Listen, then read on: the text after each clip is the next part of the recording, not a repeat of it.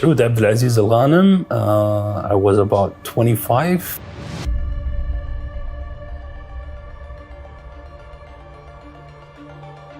I got attached with the U.S. Army during Operation Desert Shield. Once I got attached with the U.S. Army, I became a part of the 2nd Armored Cav Regiment, which actually spearheaded the 7th Corps into Iraq. And during the actual war, I was doing some functions under the military intelligence requirements. I was actually going to school in the US, and the late ambassador, His Highness Saud Al-Nasser called, said the country is calling right now, and basically out of Sacramento, I believe 20 people joined me. We were luckily selected. I was luckily selected as one of 300 that would join the frontline units. During the invasion, the actual invasion, 2nd of August, most of my family was in Kuwait, and they left late November, and I'm an only son, so I had to do a lot of convincing with the ambassador that I can actually join. And I remember he asked, do they know? And I said, yes. I was so confident, actually. I told him, if you want the phone number, I'll give it to you. He says, no, you're not going to lie about this. And once I got in and I knew I'm in, I gave them a call and I told them. So you were lying. Yeah, well, so the country calls and that's it. When the war actually started,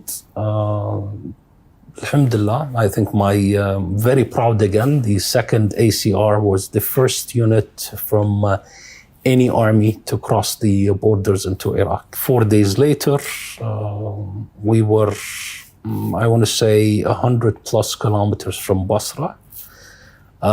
When unfortunately we got the news that there will be no more advancement. I think my most memorable one was we were flying back with on the same Black Hawks, trying to conclude a mission when the pilot, Warrant Officer 4, got on the radio and he said, congratulations, we have a ceasefire. Silence, I could hear all the mics were on. And next thing I know is, congratulations, you're back in Kuwait. And he said, as you're flying right now, you're actually crossing the borders. Alhamdulillah, I was privileged to have helped liberate the country. It's something that I take pride in. I think, honestly, the bond pre-invasion was there. I think it became 10 times stronger after the liberation. Having gone back to Kuwait and reattached to another US unit, I became visible really of the kind of interaction and the kind of determination that the US had to rebuild Kuwait in a very short period. I became a member of the DREO, what is called Defense Reconstruction Assistance Office. And they were actually responsible about bringing back the schools online, hospitals online, the oil sector.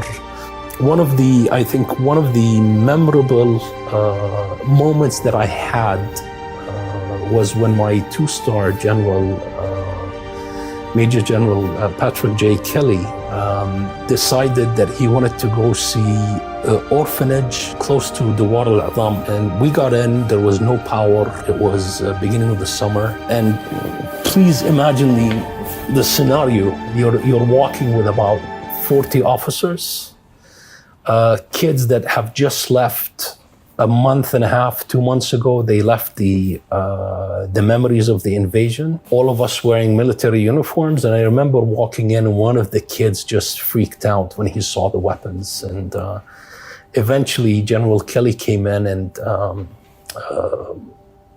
in a way started being, I think, the father, no more the soldier. The child relaxed. And then I remember he just went and tried to grab General Kelly's watch, which was a Casio. And next thing I know, the general looks at me and he says, okay, everybody take off your watches. And everybody had Casios. And he said, I'll reimburse you guys. And then he looked at one of the directors. What do you need? And she said, there is zero power, there is zero water, there's no refrigeration. It's hot, it's sticky because it's right next to the beach. And he just looked at I believe, if I'm not mistaken, a major. And he said, this is the task. I'll come back in 30 days and it's done.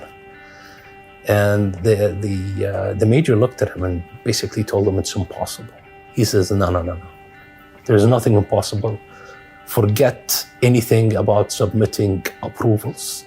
I want it back. And by the way, 30 days to the day, we came back, we actually inaugurated the opening again. So that story tells you really two things. Yes, they're military. Yes, they follow regulations, but they're also humans and they're very emotional.